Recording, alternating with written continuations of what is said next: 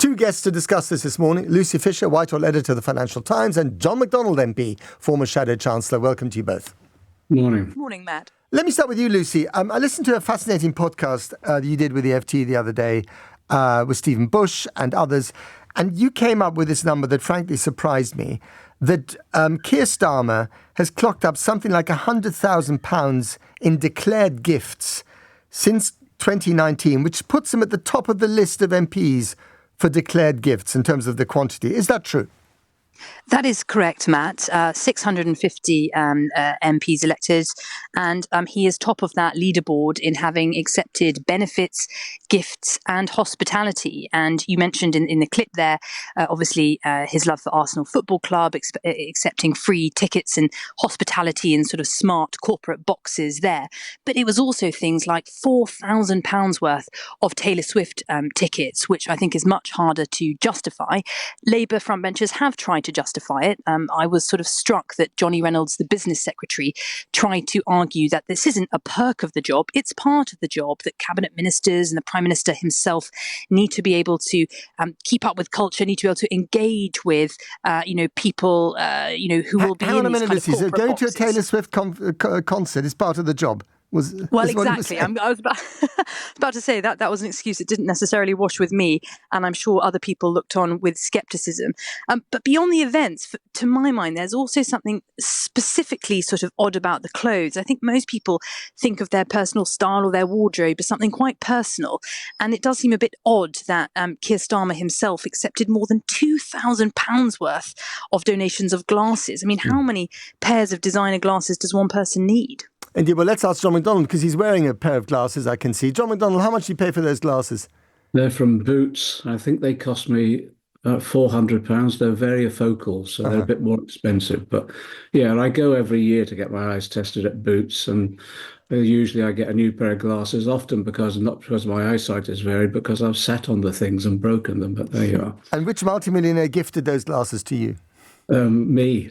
Okay, all right. I'm not a multi-millionaire, but look, Lucy's got a better grip of the details of all this, and I actually think this is where journalism has played its part in holding MPs and ministers to account. All I can do is talk from the constituency perspective. Right. To be. And what do you think? So, as an MP, as a former Shadow Chancellor, as someone who's in touch with the pulse of your constituents, how does this go down? I'll tell you what, I'm staggered really. What's happened to me is I've had lots of constituents. I go to work on the bus, I get on the tube, and sometimes there's a bit of banter or I get stopped walking as I'm along. Lots of people have come up to me, and the contrast is the figures that Lucy has cited are just enormous, beyond anything I ever knew Lucy, to be honest. I just had no idea of that.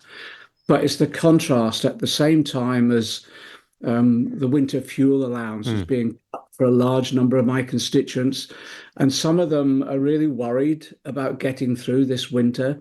They're saying to me, look, this is what a Labour government is doing to me, whilst at the same time Keir Starmer's accepted tens of thousands of pounds just to pay for his suits and glasses. And people are pretty angry about it. And I just think it's a huge, huge mistake. And then I agree with Harriet Harman. Then to send people out to defend it is just unconscionable. So I think there's an apology needed here. I'm glad they've now said they're not going to accept any. I was going to mention that. They're not going to accept those gifts anymore. Yeah, but it's just such a huge mistake.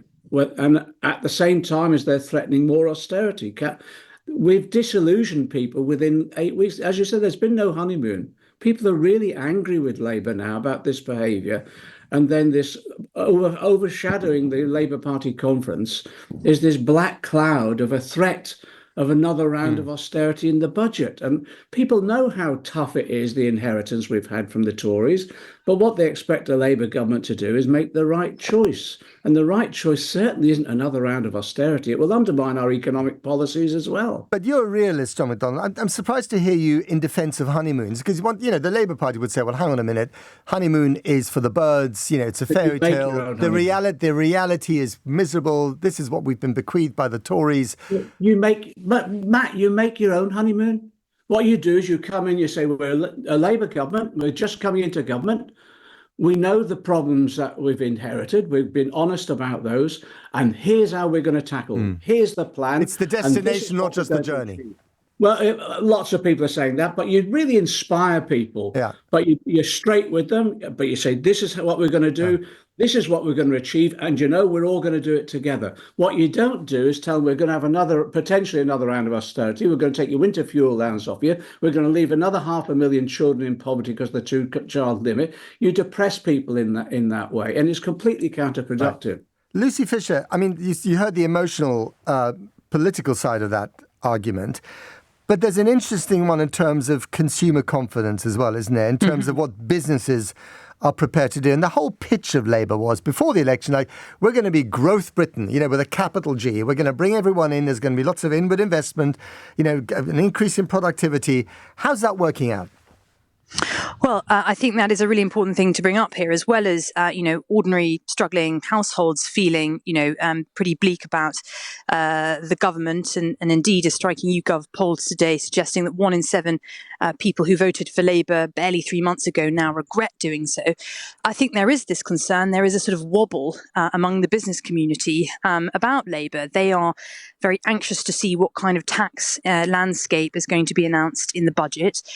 Keir Starmer, warning that those with the broadest shoulders must bear the heavier burden, has sort of spooked some businesses about whether, there's going to be a rise in capital gains tax, some other kind of tax changes that may make Britain less attractive as a destination for investment. And I think beyond that, Labour were trying to make a huge sort of a benefit of bringing stability to the country, to the political environment in the UK after so much turmoil in the last years of the Tory administration. And again, in the past couple of months, it does feel like they've been lurching from crisis to crisis, and this sort of freebie gate is only the latest one. So I think, again, there's this general sense that, instead of projecting stability, confidence, a firm grip on the levers of government, Keir Starmer's administration is sort of foundering at a very early stage. And what do you think the reason for that might be? Well, I think in one sense, to be charitable, most new governments need time to sort of find their feet. I think, part of this is down to sort of comms. I think Starmer has wanted to put an end to what Labour saw as sort of the gamification of the media by the last Conservative government of sort of announcing lots of sort of eye-catching measures that they had no intention or ability to actually put into action. The most sort of striking example of that was Boris Johnson's pledge to build 40 new hospitals. They weren't 40, they weren't new, and they weren't all hospitals. And I think that kind of roster of endless announcements that never come to fruition sort of seeds cynicism. So I think he's wanted to not do that. But he's failed in the meantime to sort of continually narrate what he is doing. And there is this sense of, a very slow pace to a lot of things. We're not going to hear about the 10-year plan for the NHS until the spring. Social care, we know there's going to be this Royal Commission. That hasn't even been announced yet, but that will be another year. We've got devolution. We were expecting, a bill now that's going to be a white paper.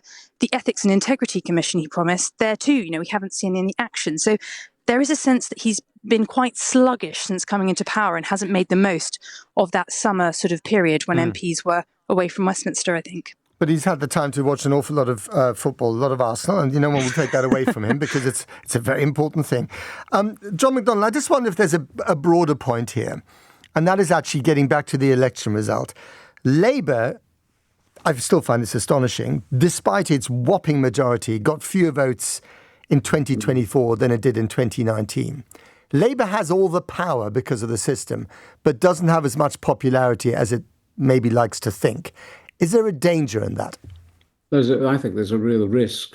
34% of the vote, incredibly shallow level of support, of course, spread across the constituencies that maximise this effect electorally. Of course, it did with regard to our electoral system. But if you look at a number of seats as well, the intervention of reform was one of the key factors that enabled Labour to get elected as well. And so I'm really worried about the lack of support. And you need to build up that support for when times are rough. And the problem, we haven't got that depth of support. So as times are now getting rough, unfortunately, our popularity is bombing in the polls. So look at what's happening with regard to Keir's personal ratings at the moment. I have to say, going back to your earlier question, though, this does relate to the way the first 8 or 9 weeks has been managed. And it's sheer, I'm But sorry. is this just the teething problems at the beginning? Can they get over this if they have a successful conference? Briefly. Well, I think it's sheer incompetence up until now. So they've got to use this conference effectively.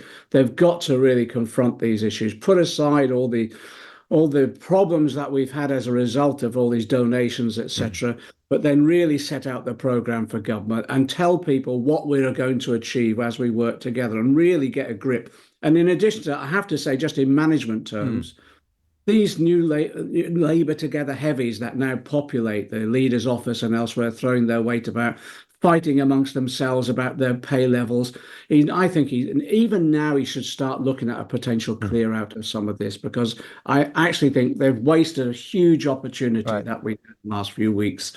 Okay. I also think there's something further behind this, Matt, which I think is more dangerous, and we can talk about it at a later time, which is the whole issue about the lobbying scandals that are taking place as a result of corporate lobbying that are taking place. That's a future vulnerability that needs to be looked at now.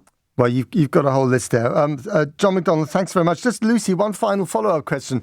I still can't quite get my head around the fact that Keir Starmer was at the top of that list of declared gifts. Are you saying that he declared more gifts than one Boris Johnson did?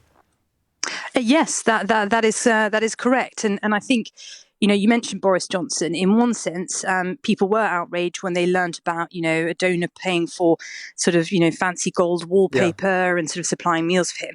But that wasn't in some ways in keeping with his character in some ways. Yes. I think a reason people have been so surprised to see how many freebies Keir Starmer has accepted is because he's had this squeaky clean image, Saint Keir, someone who, is so sort of, upright, a real kind of roundhead, as you described. And I think it has shocked people that, really he hasn't shown more political judgment about how this would come across to the public.